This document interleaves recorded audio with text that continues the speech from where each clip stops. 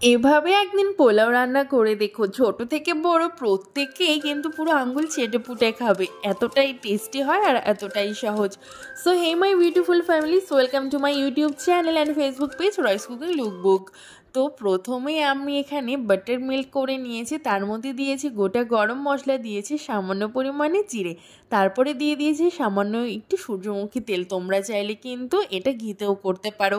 তারপরে দিয়ে দিয়েছি কুচনো পেঁয়াজ, হালকা পিঙ্ক কালার হয়ে এলে দিয়ে দিতে হবে আদা জিরে বাটা, দিয়ে হালকা কয়েক সেকেন্ড ভাজা ভাজা করে নিই।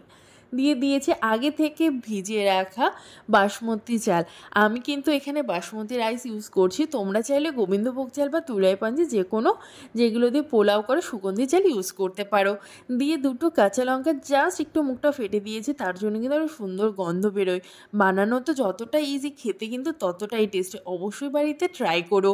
যতটা চাল নেবে ঠিক তার ডাবল নেবে তোমরা জল। এখানে আমি 1 কাপ চাল নিয়েছি, তার জন্য এখানে আমি দিয়ে দিয়েছি ওই 1.25 কাপের মতো গরম জল, আর কিছুটা পরিমাণে দেব ঘন করে রাখা দুধ।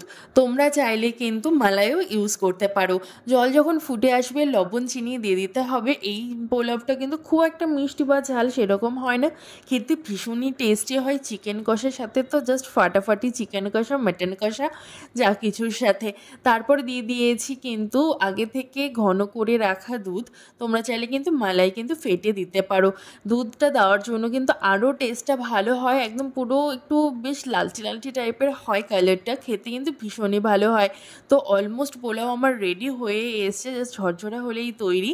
আর আমি এটা সার্ভ করেছিলাম রেস্টুরেন্ট স্টাইল চিকেন কষার সাথে, যা খেতে কিনা একদম পুরো অনবদ্য হয়েছিল, এতটাই ভালো টেস্টি হয়েছিল। বাড়িতে অবশ্যই তোমরা ট্রাই করো।